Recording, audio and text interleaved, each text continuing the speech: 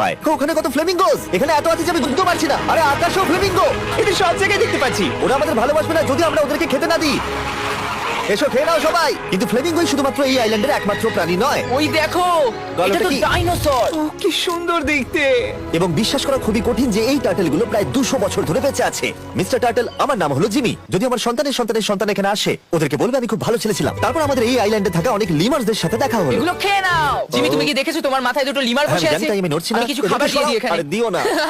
আর যদি তোমরা ভাবো এই পশু পাখিরা কোথা থেকে এসেছে, তাহলে বলে দিই এদের মধ্যে বেশিরভাগ প্রজাতি লুপ্তপ্রায়। এরা এখানে আছে এই আইল্যান্ডের ওনারের জন্য, রিচার্ড ব্র্যানসন, যিনি এদেরকে লুপ্ত হয়ে যাওয়ার হাত থেকে বাঁচাচ্ছেন। কিন্তু এখানকার সবথেকে লুপ্তপ্রায় প্রাণী হলো মারমেড, যারা তোমাকে সুশি সার্ভ করবে।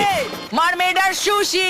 এটাকে বলে লাক্সারি। মারমেড, তোমরা কি সুশি খাবে? আমি না বলতে পারবো না। ক্যানিবালিজমের মতো লাগছে। হ্যাঁ, এটা একটা ফ্যামিলি রিউনিয়ন। চলে এসো এদিকে। এই আইল্যান্ডে এত কিছু আছে যে আমরা ভিডিওতে সবকিছু আনতে পারলাম না। আমরা টেনিস খেললাম, বাস্কেটবল খেললাম, আমরা আরেকটা ম্যানশন ঘুরে দেখলাম। আমি